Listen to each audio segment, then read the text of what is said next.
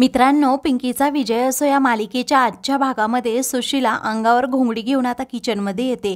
तेथे आल्यानंतर ती घोंगडी टाकून देते आणि म्हणते की या घाटवाडीच्या मुलीमुळे मला जेवणसुद्धा गेलं नाही, असं म्हणून ती जेवणामध्ये नक्की काय काय आहे हे पाहते आणि पटापट जेवण वाढवून घेते।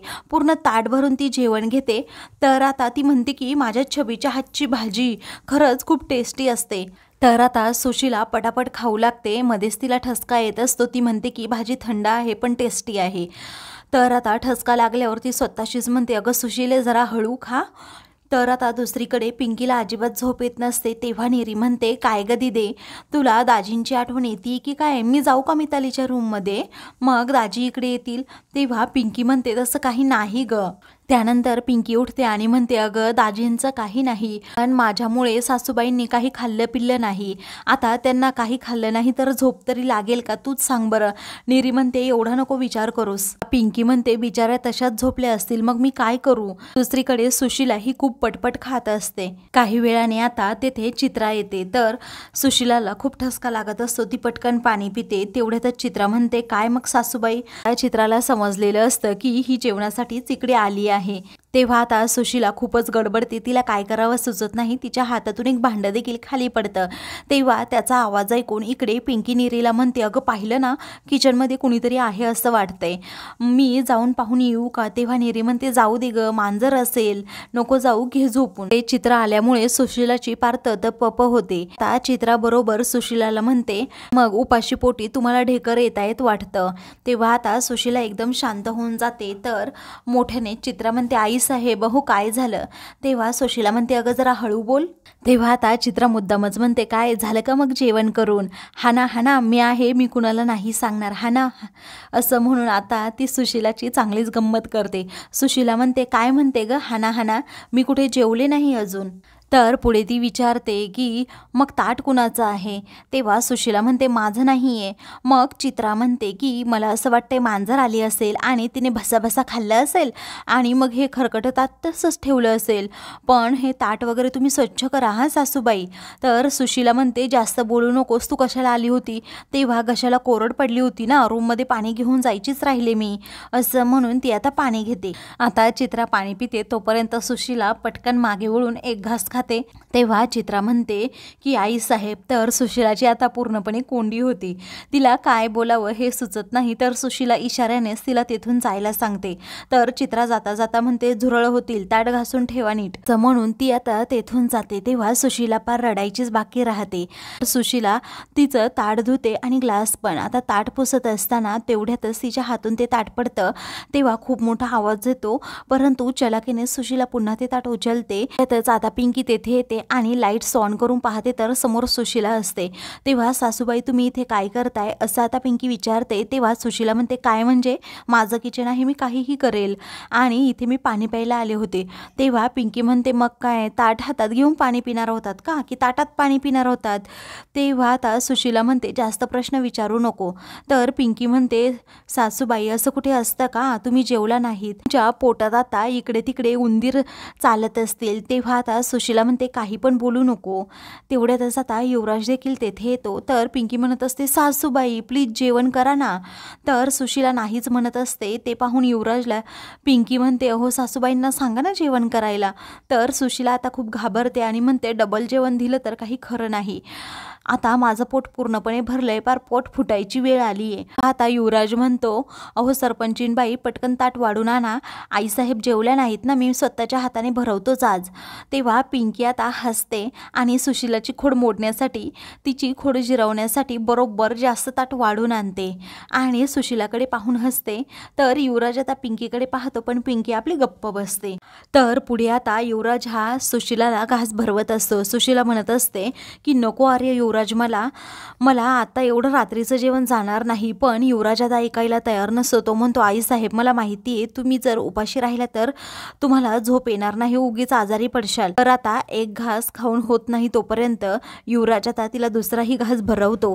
तर आता सुशीलाला पूर्ण ते ताट संपवावंच लागतं। तर पिंकी आता तिची खूप मजा घेत असते, कारण पिंकीला माहीत असतं की सुशीला जेवली आहे, युवराजने चांगलीच खोड मोडली।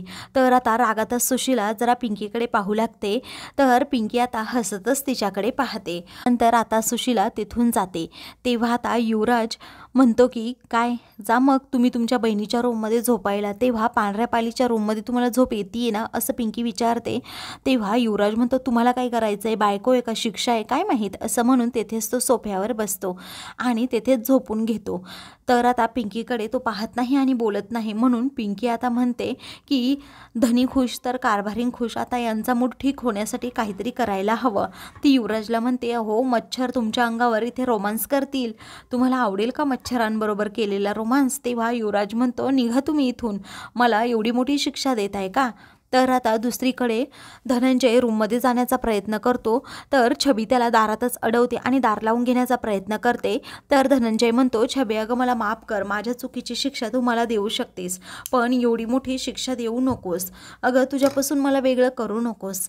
तेव्हा छबी म्हणते अरे तू कसला बाप होण्याच्या लायकीचा आहे का, नवरा होण्याच्या सुद्धा लायकीचा नाहीये. तू नकली औषधं बायकोला दिलीस, अरे तू तर आपल्या बाळाचा जीव घेतलास, तुला त्याच्याबद्दल काही वाटलं नाही का रे, माझा तुझ्यावर विश्वासच नाही. तेव्हा आता धनंजय म्हणतो मला समजून घे छबे, मला माफ कर. पण छबी आता ऐकायलाच तयार नसते. तर आता दुसरीकडे सुशिलाची पूर्णपणे पिंकीने चिरवलेली असते. सुशिलाला एक पाऊल देखील पुढे टाकता येत नसतो. ती सारखी पोटाला हात लावते आणि म्हणते ही अवलक्षणी मुलगी जर मेली नाही हिला पाणी सुद्धा मिळणार नाही, माझ्याच राशीला बरं पुजून आली ती इकडे, असं म्हणून सुशिला आता डोळ्यात आले पाणी पुसते आणि म्हणते की सकाळपासून अन्नाचा एक कण सुद्धा नव्हता आणि ही अवलक्षणी मुलीने एवढं खायला घातले की काय करावं आता कळत नाही, असं म्हणून ती हाहू करत असते.